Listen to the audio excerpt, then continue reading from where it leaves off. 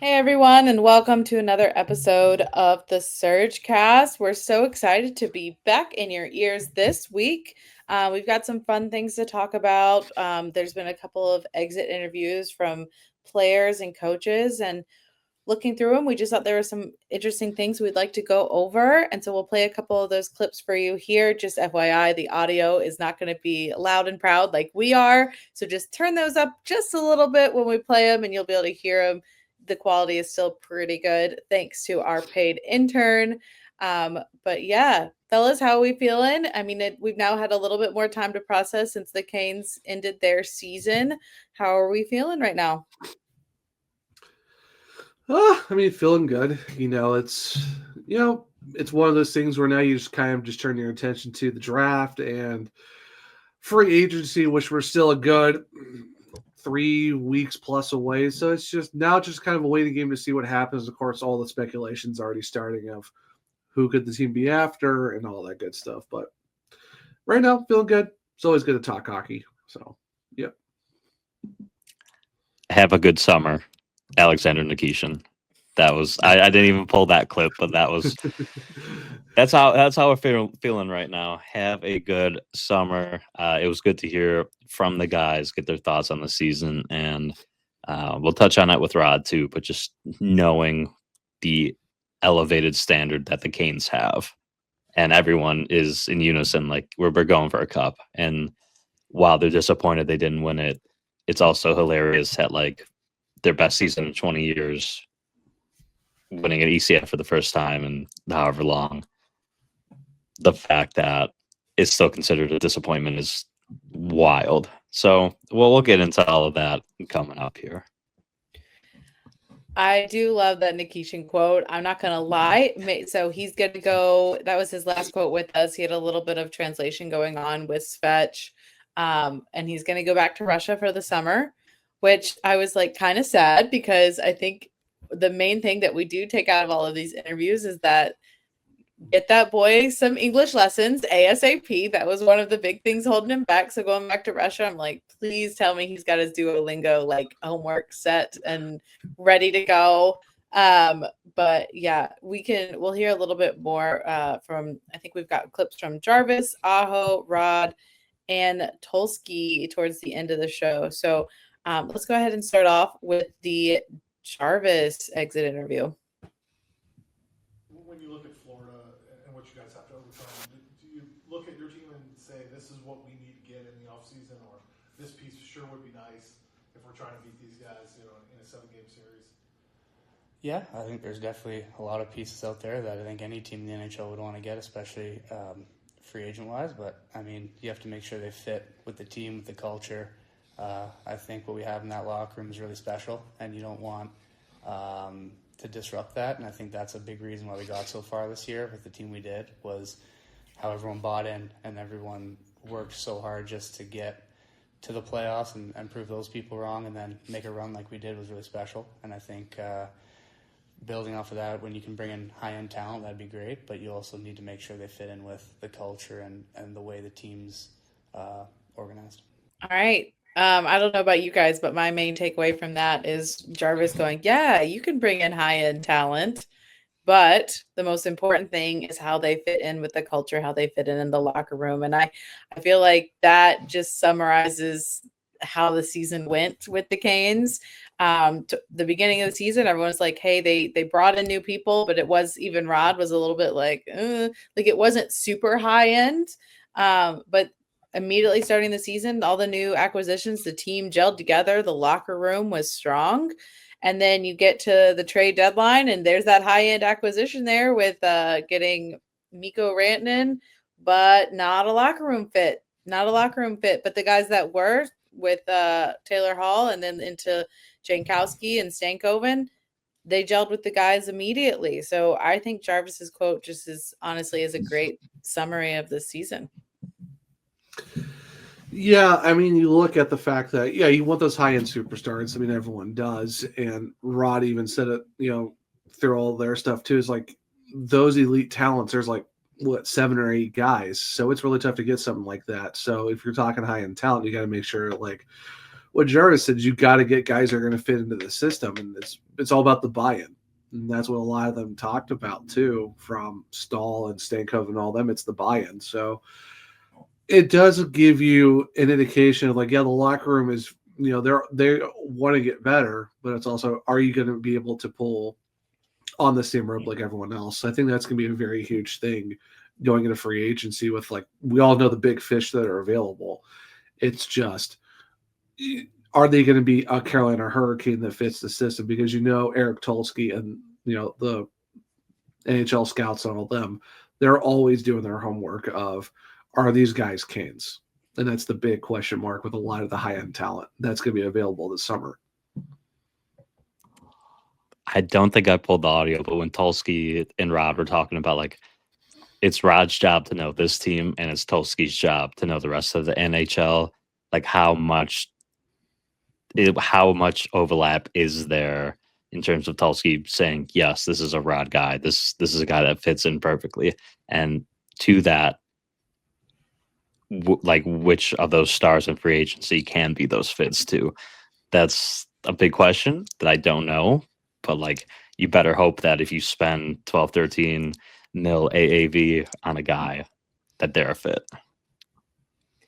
Yeah, and you've kind of, I feel like Tulsky is kind of proven that he does kind of have the idea of what Rod is looking for. Again, you can go back to the beginning of the season. Like, everyone he's brought in has pretty much been more of a fit than even anyone else expected. Like, long-term Canes were like, all right, the guy might be. Like, there were some hit or misses in the Don Waddell era, of course, and Tulsky's just now starting. But the first couple he's brought in is really kind of hit the nail on the head. I mean, obviously with Rantanen, it's been it was iffy, right? That's what you do. You swing for the fences for a star player. But, like, with the star player, I feel like that's a little bit different than guys that can kind of travel up and down the lineup, is that they probably are a little bit more adaptable, where a star is going to be a little bit more set in how they play, especially a star that's been on one team for so long. So outside of Rantanen, I feel like Tulsky and Rod are kind of aligned. But I don't know. What do you think, Zach? Well, I mean, all you usually hear is the fact there's a lot of collaboration. They're always talking. They're always trying to figure it out. So I think there is a lot of overlap of, Rod, Eric, even the, top end of the front office too, of Dundon and all of them. So, yeah, there's a lot of collaboration between, the GM, the head coach, the owner, the scouts. Like, and the thing that Tom Dundon is always preached about is we are going to be in on every single player. Like, they want to do their homework on everyone. So I feel like that who's going to fit the system best, I think that's where they talked around, like, hey, what are we doing here? And then Rod's like, can we go get this guy? And that leads up to Tulsky in the front office to be like, okay, can we go get this guy? Does he fit the system? So I think there's a lot of that overlap to make it work, to find that talent that does fit the system well. It is hysterical to think about a guy like Rod Brind'Amour, Stanley Cup winner, just absolutely stacked, sitting down at a table with a guy like Eric Tulsky and his snatcher, and the two of them just talking puck and seeing what works. Like, that, sports in general are just so interesting, just the blend of characters that you get in that regard. Like, I can't help but laugh at that idea of the two of them just constantly in communication with each other, two completely different mindsets, but yet working towards a common goal. Thankfully, they've had time, like, since Tulsky has been around for a while, just not in the number one seed. So thankfully they probably have some rapport and have been so used to each other. But you're right, it is kind of a funny image now that you bring it up.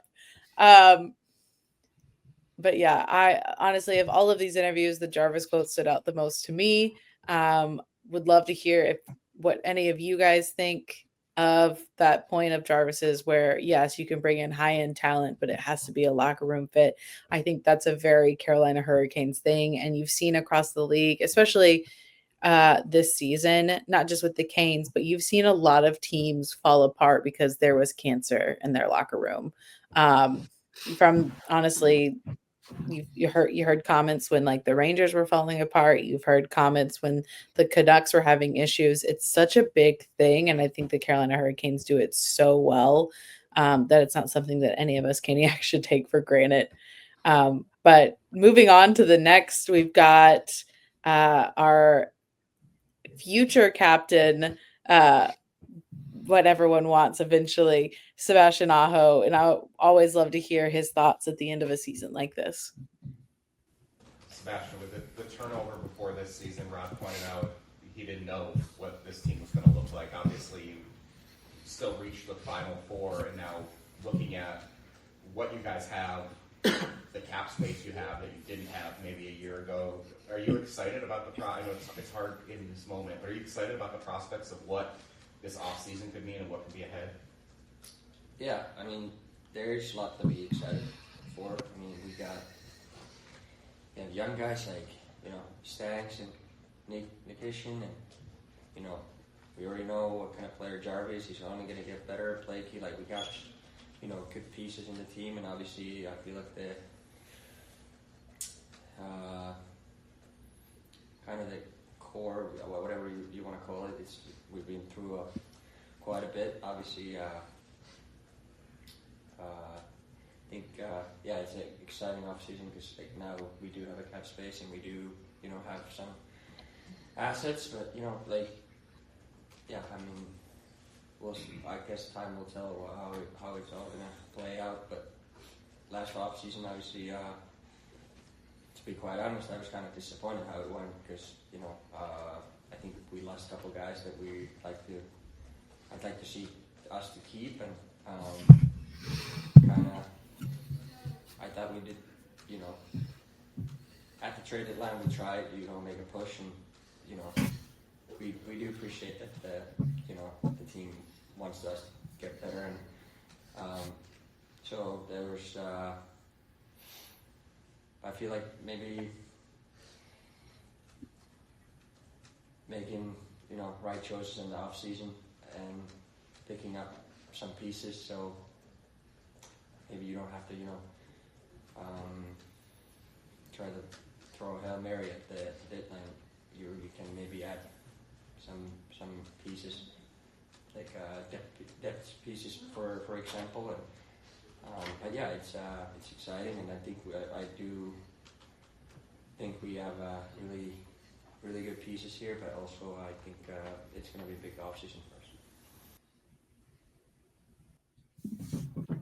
All right. Well, I think with Sebastian Aho's take on this, so there were a lot of people, and I will say this was a lot of outside opinions, is when Rod did say during his one of his interviews that he was surprised, like with what we had in the off season. He also had doubts about how this team was going to go in this season. And a lot of people were saying, wow, if you're a player that's currently on the team and you were with the team, aren't you like a little offended that your coach was like, yeah, I don't really have any faith. Like, I'm surprised at what we did. And it's like, no, and like, even though we had like favored odds at one point, and like everyone's like, yeah, they're the sneaky like favored odds and X, Y, and Z, all Caniacs, Rod, even Aho in this, like everyone, that last off season was so big because you lost so many pieces that had been around for so long, that had been part of the like trajectory upwards. And Aho is probably thinking about, okay, well, they lost Teravainen. That's a big one for him. And this first season without him, I honestly was saying I could see a little bit of detriment in Aho's play his first season without Teravainen. But you also lost big pieces of Shea and Pesce. The impact that Nason had, there was just guys that, yeah, you wanted to see if you could keep. And especially longtime teammates like that, you want to see if you can keep them. And so I don't think any of the guys, especially Aho, took whatever Rod said to heart in that, because they also were like, yeah, it was a big off season and it was a big change up from what it's been. So I agree with Aho. I've always said I think the offseason is the big point instead of the trade deadline. The trade deadline, the Hail Mary, I feel like it doesn't work as often as people like it to. And that's why I'm always, even when before Ranton, before that whole big thing, that was always my thing. Every time someone, well, what if you did a big trade like this? And I was always nervous because that's coming in towards the end of the season. It's coming in when the guys are already gelling. You got to throw them in somewhere that someone has already been, and you got to get them up to speed on how they play. You got to get them up to speed on the chemistry. And it's just like, that is a crazy amount of time to try to push someone into your system like that. And yeah, was I excited when we got Mikko? Of course. But I also always have my reservations of getting someone like that at that moment. I'm like, I'd rather have someone that gels. I'd rather have someone come in from the get-go and learn it. Because you've seen guys that we've had now for a while, like you're like, wow, they're really getting into the system now. And it's been like a year.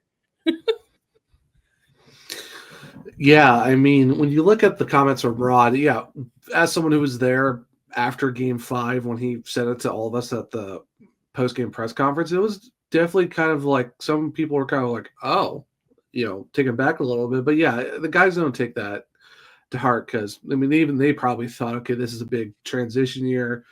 You lose 6 guys, you lose a whole defensive pairing. You do get some talent back, but yeah, it's not what you thought it was going to be. And the thing that Eric Tulsky pointed out on Ovies and Giglio, after their exit interview on Tuesday, Tulsky said if they brought every single guy back that left, they would have been $20 million over the cap.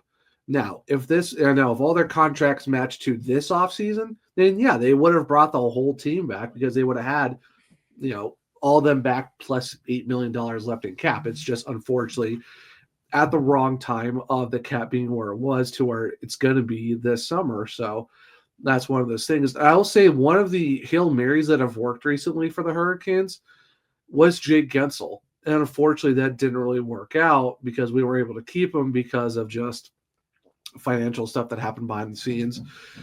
He wanted to stay, but it just didn't work out. Now, that being said, yeah, the offseason is where all your big moves usually are. And that's why you see, they bring in Brent Burns when they did, offseason move. Unfortunately, you thought Pacioretty was going to be a thing. And you lost him twice in the same season.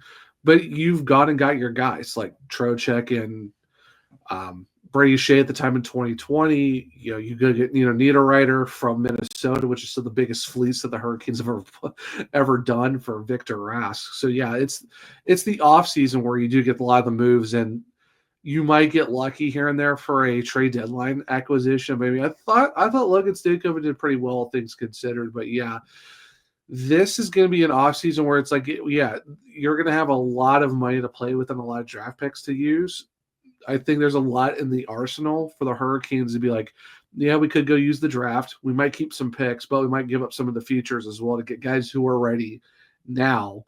Because the last thing you want to do is go to another offseason and you're kind of just trying to pick out guys that you might want to get. Or the next tier below of, no, there's guys who can make the roster better now. So it's kind of like, for me, it was Aho kind of saying, we appreciate it, but what are you going to do for us this offseason? It's almost like a soft call out, but not a full call out of the front office. It's more of like a challenge. Okay, you have the money, you got the picks, go get us guys.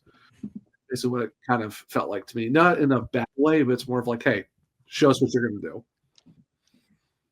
Credit to Sebastian Aho for calling Seth Jarvis young. First of all, because he's like, oh, we have Nikki, we have Stank, and I'm like, oh, Seth Jarvis is about to be left out of this young conversation again. He was not. So credit to Aho for that. I'm sure Jarvie was quite happy about that. Going into the offseason conversation and making moves, yes, between whatever conversations you're able to have over the summer with your guys, working with them in training camp, limited action in preseason, and getting the full course of the season, your ups and downs that the Carolina Hurricanes are going to have, seeing what you have in a guy. That's huge. So that's, to all of our points, that's why Aho is saying that.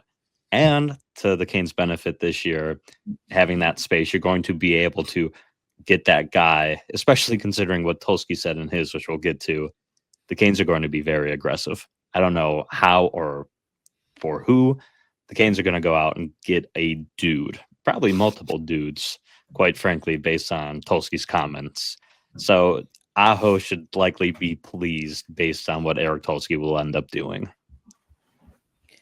Also to keep in mind, in a couple weeks, we'll have a little bit of a idea of like what we're thinking was going to happen in the off season. But I do want to keep in mind, because we're saying, yes, we have a lot of cap space. Yes, we have a lot of picks. Yes, we're really going to be going out and getting something. I do want to remind all Caniacs, because this is going to be something I'm reminding myself this off season, is it also depends what's available. You can take, like, obviously we have some needs in certain areas on our team that we're looking to fill, but you don't want to just waste the cap that you have getting something in this off season when you could get something potentially much better in the next. Because I know there's a lot of players that are kind of becoming available, not this off season, but next. So it's something to keep in mind. I know Canes fans are never going to be in the waiting game. We hate it. Look how we reacted to Nikishin the whole time. But that is something to keep in mind, is if you don't get the particular player spot you want this offseason, again, we have the young guys for quite a while still. So I think the front office is just going to have to be really smart with what they do with the cap that they have and who is available at the time. But again, we'll talk more about that later. But yeah, I like that Aho is like, I think we need to be really smart and we need to go out and get something in this off season. Like, this team is aware of how close they can taste it. They're so close, and they know they just need like one or two things there.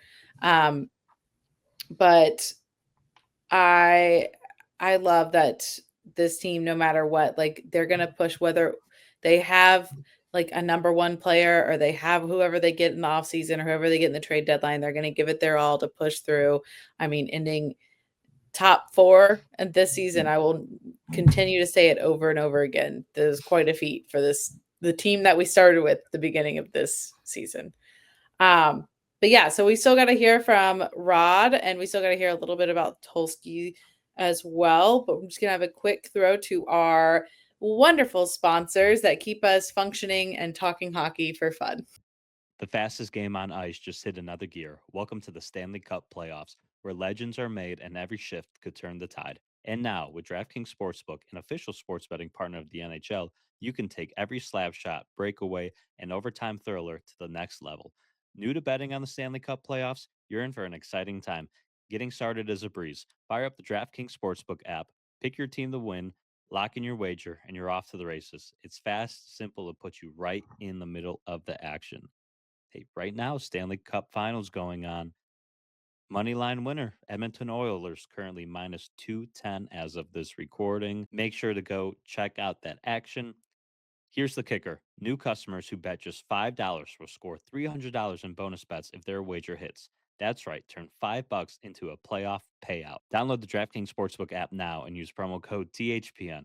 That's promo code THPN to unlock $300 in bonus bets when your $5 bet wins. Only at DraftKings Sportsbook. The crown is yours. All right, y'all. Make sure you're checking out the action on the NHL Shop. Use our affiliate link, nhlshop.775j.net/JEZ6B6. Right now, 25% off sale going on until end of day June 7th. If you're able to get in on that, make sure to check it out. Playoff merchandise, your normal gear is available. Whether you're a Canes fan trying to get a little something for yourself, not that the season's over, if you have any fans of any other teams, make sure you're getting in on the action at the NHL Shop. The SurgeCast, an official affiliate of the NHL Shop. Once again, thank you to our wonderful sponsors and any, skippers that pop through there. Come on back. But just a wonderful thanks to all of our great sponsors and everything they do for us, from our wonderful network to DraftKings. And also check us, use our NHL Shop link, support your favorite Carolina Hurricanes podcast, and let us keep doing what we love to do, and that's talk Carolina Hurricanes hockey with you. And of course, follow us on all things social media where you can find the SurgeCast, follow, subscribe, all of those wonderful things. But you don't want to hear any more from me. Let's go ahead and tune into Rod Brind'Amour postseason thoughts. And also keep in mind, keep that volume, turn up a little bit when we go to these clips, and then turn it down a little bit when it comes back to us.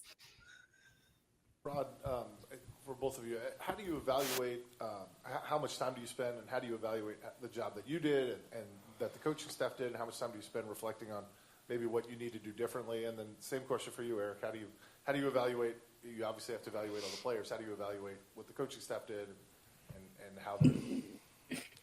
You want me to go first? I think it's important. I think it's good to take a little. You always hear, I got to take some time. You got to take a step back, and then because in the moment of it, you're just but you take a step back, and then you go, okay, wait a minute, what just happened? What transpired this year? And I'm like, this might have been one of the best seasons we've had in 20 years. And I look at it from all the uncertainty going into the year, and then we had some, we seem to always be, there's something going on with us, which is good. We obviously with the ranting and stuff and all the things that went on, and then getting into the playoffs and hitting our stride. And I thought we played, I don't know, we could have played much better in the first 2 rounds. And yeah, of course, we always remember the last round. We'd love to have done better. I just look at it, okay, certainly critical of myself on things and how to get better, but I thought as a staff we did a really good job. My staff, I can't say enough about. Always prepared. We got, Chris Huffines has to be, if not the best video coach that there's ever been. Just preparing our group, helping, so nothing surprising us. That's good. Making the adjustments we have to make. I thought dead on. So, yeah, obviously trying to find ways to get better as a group. We talk about that as a staff. But overall, I'm like, okay, we've raised the bar to a point where you lose in the semifinals, and it's disappointing. I think that's pretty good. So you take a step back, and you're like, wait a minute, there's 4 teams playing left, and we're feeling like crap because we lost. This is where you want to be. This is the level of, standard that you want to have as an organization. So taking all that back, that doesn't change our goal. We talk about all the time, we're trying to get to be that best team. And I think as long as we still have that, fight in us and direction, I think then we're in good shape. I mean, yeah, it's kind of crazy if you think about, and I know we always reference this, and some people are like, I wasn't around in that time, so I don't have that. But if you told anyone prior to 2018 that you would be disappointed getting to the Eastern Conference Finals and losing, I think they'd throw something at you. It is you do in the moment. You're like, oh, we're right there. Oh, we need to win. We could have done better, especially when you have that showing of those first 3 games in the ECF that you're just like, oh, it just hurts. But then when you look back, like you said, it's just like, wow, look at where we've gotten to. And I just love that that is his mindset. We've seen this offseason a couple of coaches throw people under the bus for how they leave their finals. Those coaches may or may not have a job anymore. So I just love that Rod is just praising his staff, praising where they've gone. And this is the guy with the highest of expectations, because you'll talk to him throughout the season. He'll talk about the wins and the big milestones. And he's always like, that's not it. That's not what we're aiming for. That's not the end goal. His goal is always way in the future. First game of the season, he's looking towards that Stanley Cup. And so for him to be the first person to say, hey, take a step back and look at what we've achieved, I really appreciate that in him. Yeah, when you look at someone like Brind'Amour, and the guys respect him so much, and that's why we talked about on the other show too, where Jordan Stahl, when Rod was an assistant coach, he should be leading us, and that's why you look at a guy who's been there and done that for the Hurricanes as a captain, of course, now as the head coach of 3 conference finals. And how could you you have to be excited for that. You made the conference final again for the 3rd time in 7 seasons, 2 in the last 3. But there is that expectation of, it's a disappointment that you lost in the conference final, But as we've talked about too over the last couple of shows, is this team exceeded a lot of expectations. And I think that's something where it's, yeah, you're kind of disappointed, but you're also kind of proud of how you got there too. You did it in a season where a lot of people thought you were going to. There was a lot of roster turnover at certain points. So it's almost like Rod probably coached his best season overall because of the fact that he took a team that saw multiple facelifts from the offseason through 2 big trades to still go as far as they did when a lot of people kind of counted them out. So it's good the fact that, yeah, you made a conference final, but you still set expectations for it's a cup. That's the end goal. You know, at least they got the monkey out their back of, you know, of Eastern Conference final when now it's, you can look back on this season as a stepping stone to next season. If a team like this can get to a conference final and win a game on a retool year, what does this team look like on a, you know, loading up off season where you bring guys in to take it to that next level and you can build on the confidence from this year? That's what should really be exciting. Yeah, it's disappointing, but the exceeding expectations and getting excited for next season is where it should be at right now. If you're the organization, if you're the fans, because this is just a stepping stone season to what could be a huge 25-26 season and a very big anniversary season, because you're talking 20 years since the Cup team. We could be in store for something huge this upcoming season. As the resident Chicago Bears fan on this podcast, I would kill for the Bears to even make the NFC Championship, let alone win a playoff game. Bears haven't won a playoff game in 2010. Fun fact of the day. In 2011. It's been brutal. So I know you guys lived through the dark seasons. So to come out of it, like, to an extent, you take it for granted. But yeah, to Zach's point, I think it's very exciting. You get the majority of the guys back that overachieved the season, let alone add in whatever guys Tulski gets, hashtag let Tulski cook. This team is in for one heck of 25-26 season. My only concern would be the guys not letting the pressure get to them, because I feel like that might have happened not this past season, but the 23-24 season, where this year everyone counted them out. So they kind of didn't have anything to lose. So that'd be my one concern. Can Rod coach this team when all the pressure is on them? Because he mentioned it in the OG podcast, where he said, like, yeah, this is the first year people have been upset at me for making it to the playoffs and having success. We didn't do more. So I'm interested to see how Rod responds when the pressure is really on and the team has those true Stanley Cup expectations. I also want to note, I think that's a really good point. I also want to note that, because we haven't talked about it yet, but it's been a big talking point, and we're talking about Rod, so it's got to come up. The big talking point, also to finish the series, was the Panthers head coach and Rod's exchange about, do you or do you not shake the players' hands finishing the series. I think it's just a little wild. It was a little bit of a wild take. It's a wild take in general, but it's a extra wild take when you were literally just doing shaking players' hands like a series or so ago. Like, you just recently decided that you didn't want to do this. And like, sure, you have your reasons, but like, why don't you ask the captain if they feel that you should or not? Then if that's your reasoning, why don't you ask the captain, be like, hey, would you like to, do you want to shake my coaching staff's hands or something like that? Because I feel like to just decide that, and then to have been doing it, and then this is a hard fought series between the two teams that have a pretty good history now. And then so Carolina loses at home. They lose, this isn't how they want to end, but then the coaching staff doesn't even shake your hands.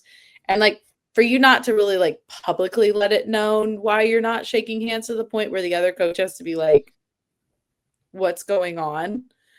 It just kind of leaves a little sour taste. You're like, okay, it's to respect the players. It's between the players. But if it's something that the players are used to, and then all of a sudden you don't shake their hands, it can come off a little disrespectful. And I will stand by Rod 100%. Like, some people are like, well, they're blowing out of proportion, but it's also like, it didn't have to be a big deal, except Paul Maurice was wanting other coaches to do it too, or like, hey, you shouldn't do it. And Rod is such a player's coach that he's like, no, I'm gonna do that. I've been a part, like, me and my coaching staff have been a part of this. Like, we're in this battle. We're rallying the troops to come and play.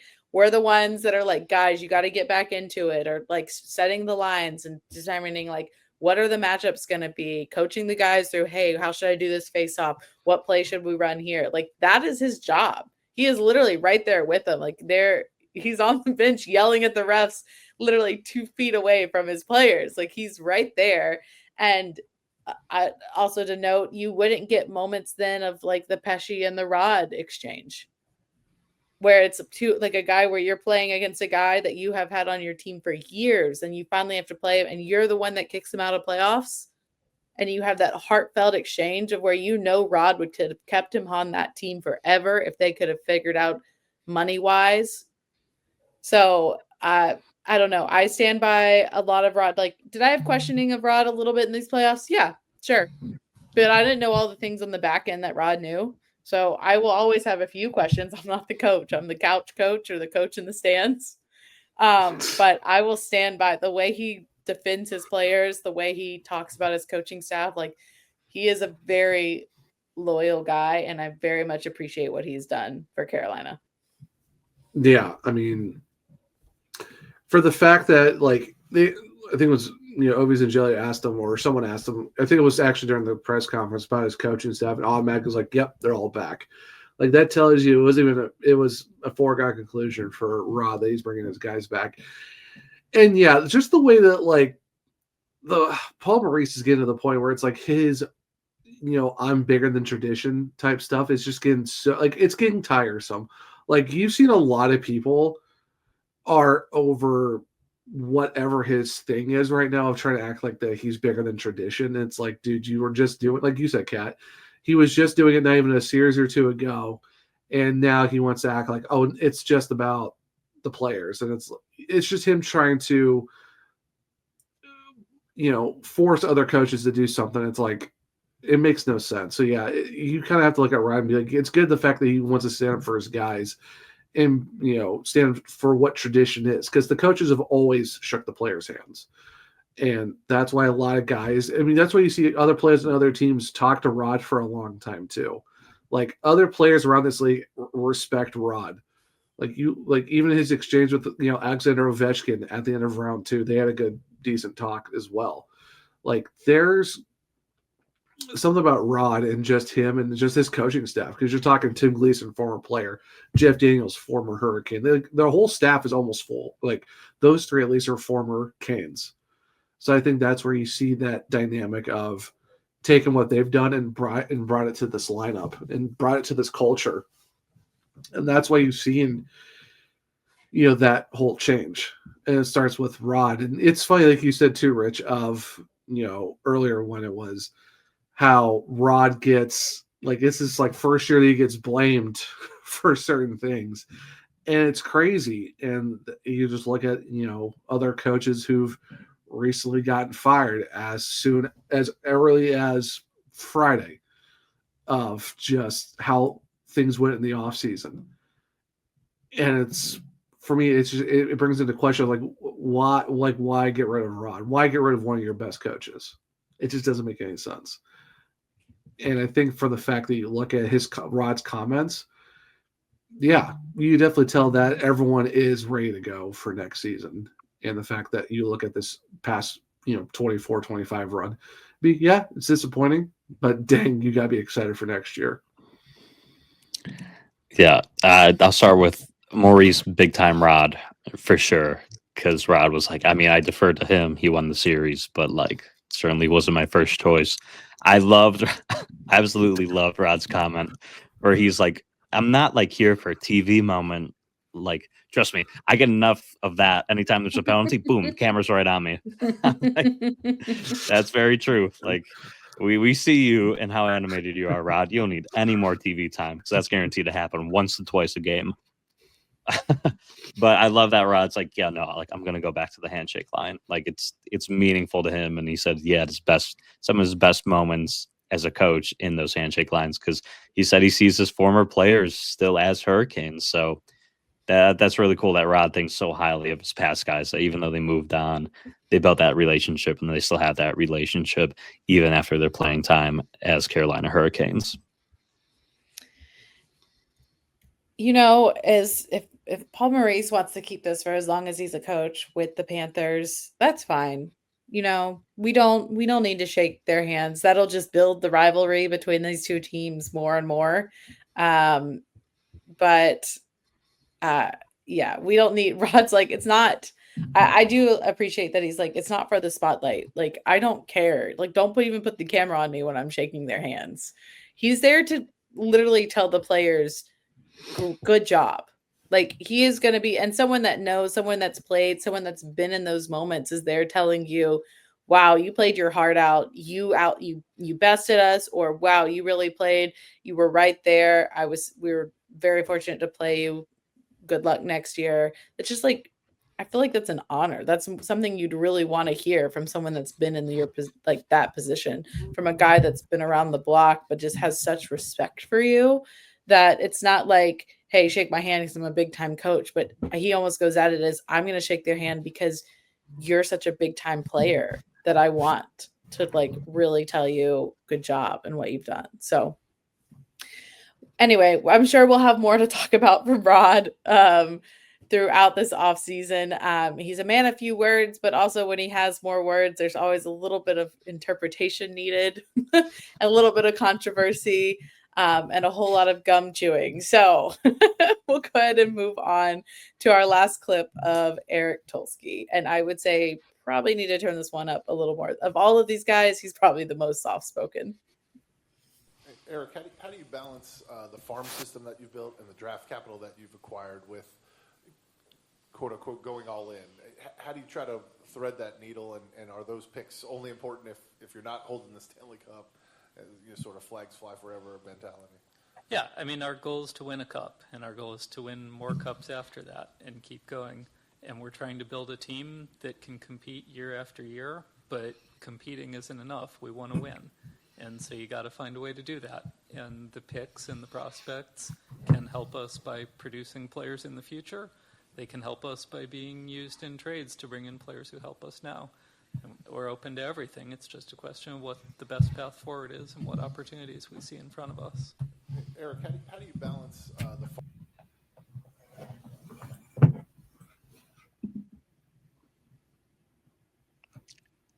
We are open to everything. Did you hear that? That excites me. That really excites me. Now, I'm kind of on the same boat as Kat, where like my eyes are blind with the 2026 free agent class. I know everyone's still on the table now because we haven't hit July 1st for them to be able to negotiate. But for me, like, I got blinded by that. But when you hear Tulsky say that, we're open to everything, combined with just who Tom Dundon is and how involved he is, the Canes are going to do something massive this offseason. Like, that is a guarantee. Now, whether that's back up the Brinks truck for Mitch, go out and trade for your 2C that might even be considered a 1C because you have Aho, you have a 1A, a 1B center. Like, he's going to do some big time work. I don't know what that is currently.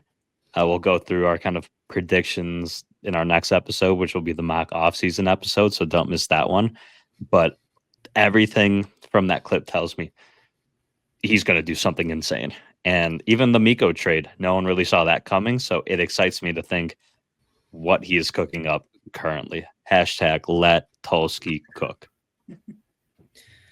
Yeah, if any of you that are listening went to the Paint the Ice, if you saw the green Let Tulsky Cook, that was our paid intern's work. He was very proud of it. Chef's kiss to the chef's hat and the dollar signs. We're gonna work on his O's a little bit. They had a little bit of a struggle, but yeah, honestly, and the thing is even before Tulsky was the big man in charge, there's always every talk of a player the Canes are in the mix. And so like Canes fans after a while, like they'll be excited, or like they're also, I think now people are kind of like, is it real? Like, are we actually in the mix? Because it's always the Canes are interested.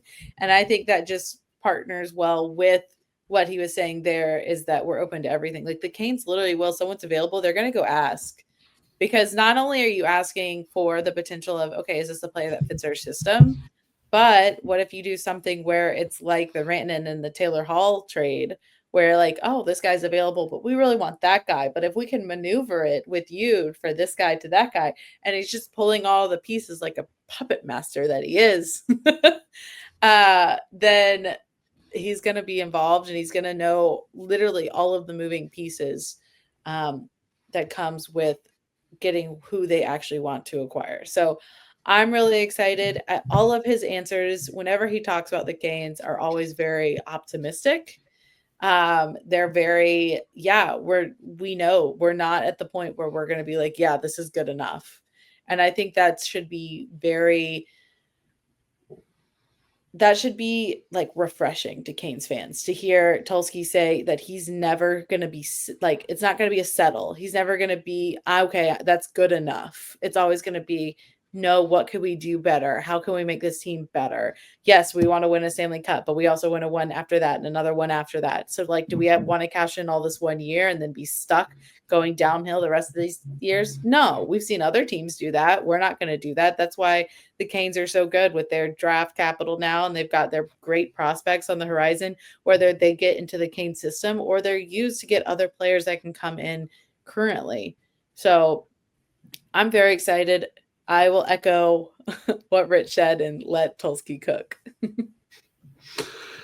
Yeah, it makes you feel good knowing that you're in a spot where you hear your GM say that they're going to be open to everything, and it's been told to me that the Hurricanes are always asking. They're always on the phone asking other teams, and that's why this Mikko Rantanen thing happens, because Eric Tulsky kept circling around the league and talked to Colorado. Sounded like something was going to happen, and they just kept talking about it.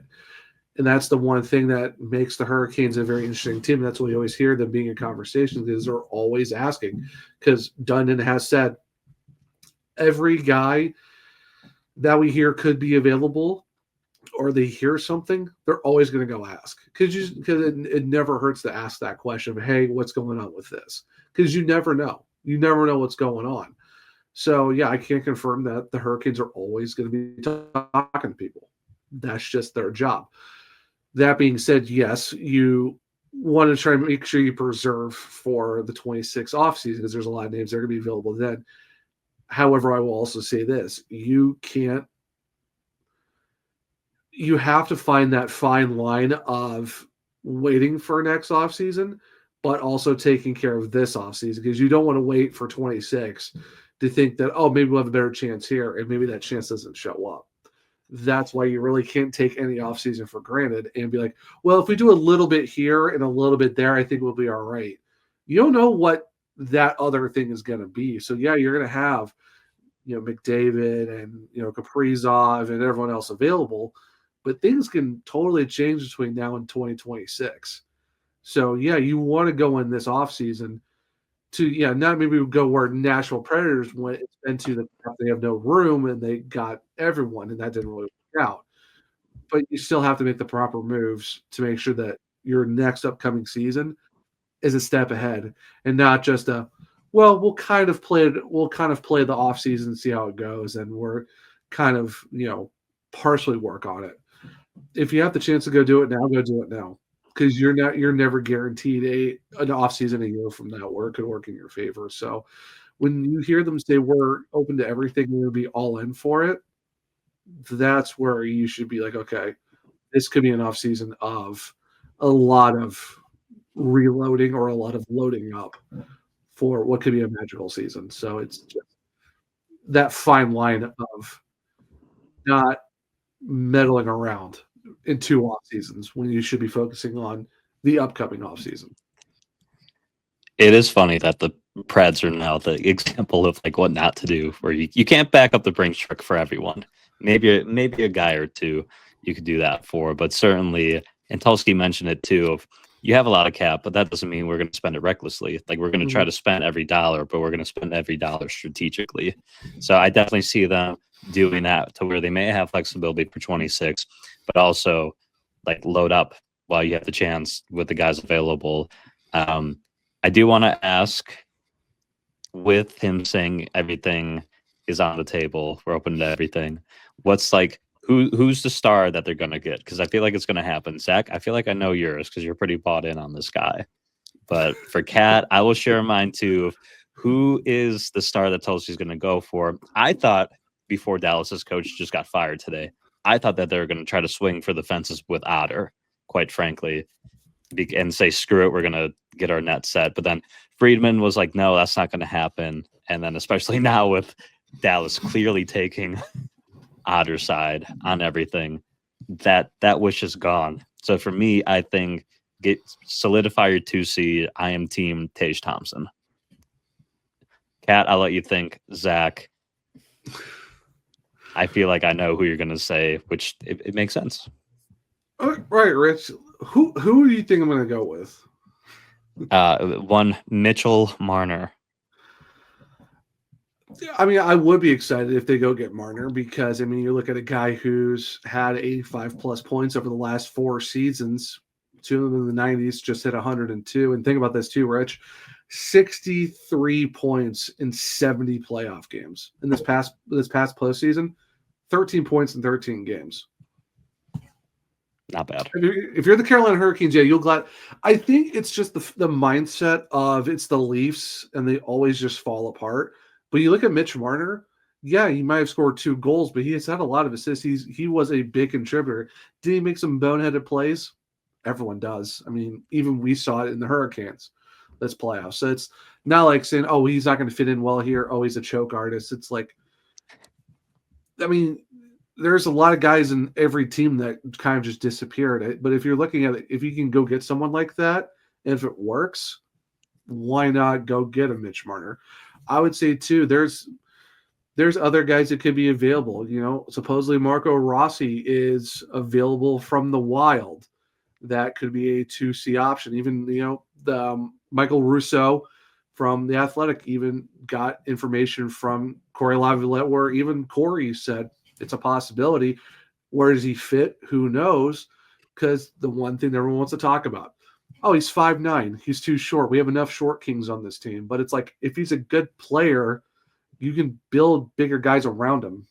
It doesn't, like, size doesn't really matter in the NHL that much. It's about skill now. If you don't get him, go get him. And now supposedly, maybe in air quotes, Jason Robertson might be available because the Stars are at $4.9 million of cap with a bunch of guys that got to resign.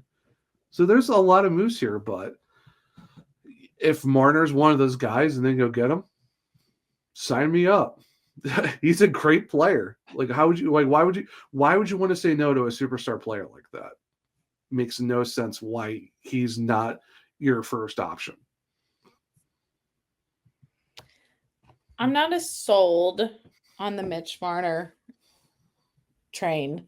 I do think he's a great player. I don't know if he's the player the Canes need right now.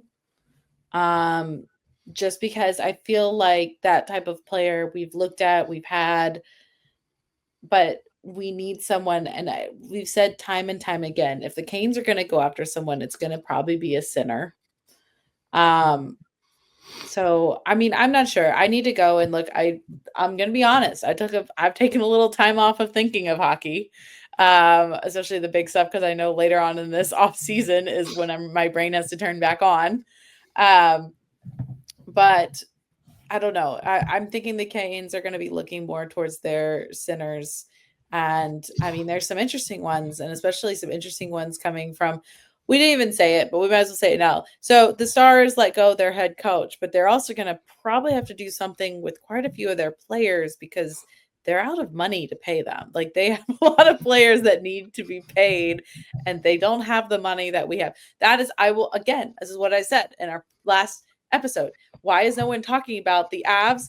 I mean, not the Avs, sorry. The Stars are the same as the Canes, if not worse, for how they set themselves up for the future.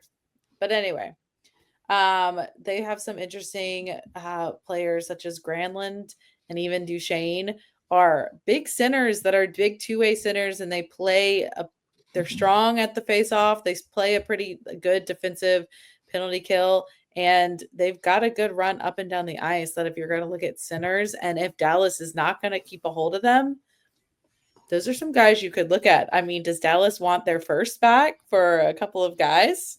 That's that. If we're going to look at Robertson, you got to also look at the centers that they have coming up that they don't have any deals worked out with. So just my thought.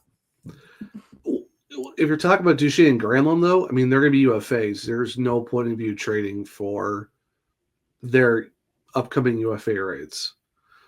No, but those would be guys you would go for in the offseason. Yeah, and then people talk about how the Hurricanes with their centers are old now with like Jordan Staal and some of these other guys.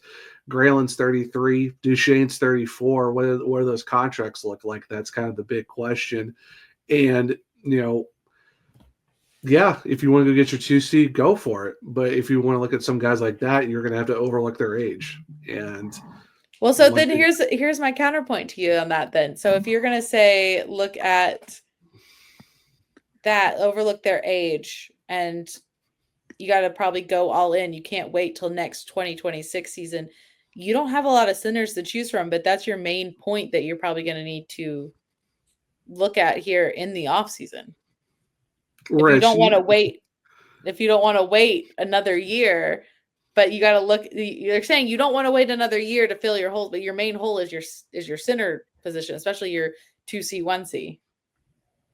So this podcast is going to fall apart when we do the mock off-season episode. You two are going to kill each other. And I might be in the fire too, because I don't know as much what I'm talking about. But I think we're fine. I was just bringing up a point of like, if people are going to complain about age of certain guys, they're going to have to overlook other guys as well. Nothing wrong with that. I'm just saying, it's like, hey, if you're going to complain about certain guys on the current roster, they're a little bit too old.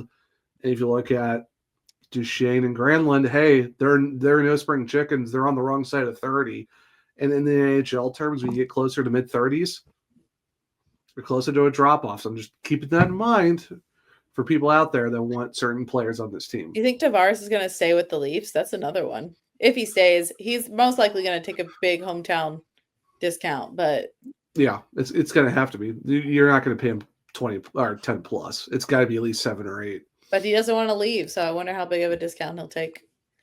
Overall, I'm saying that's the conundrum. That's why I mentioned earlier is the big thing that the Canes have really wanted to highlight and to fix is their center position. If you're not going to wait another season, if it's going to be, like you said, if you're going to really go hard this offseason, you got to go with the centers that you have. And a lot of them, yeah, they're older. I don't think anything's wrong with the older if it comes with experience.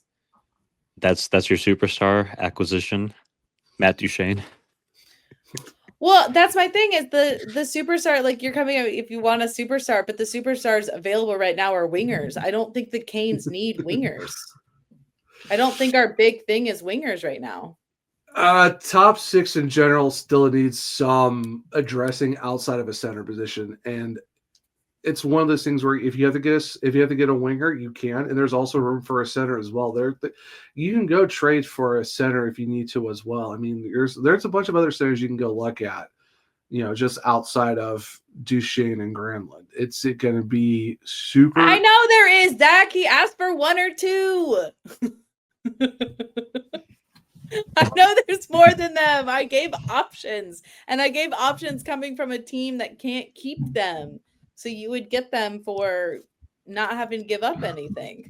Who, before we get into the mock off-season episode, though, Kat, just off the top of your head, like, who's your dream, like, trade acquisition if the Canes could, like, land someone?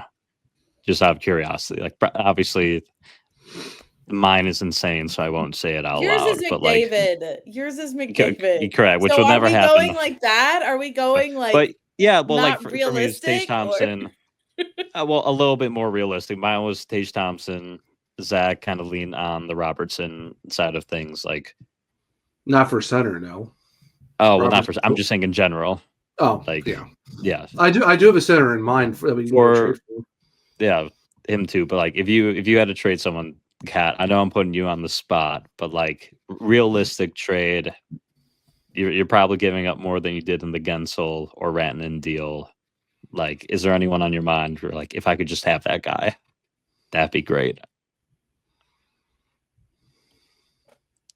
You do put me on the spot. I hate it when you do I know. this. I know. It's a tough one.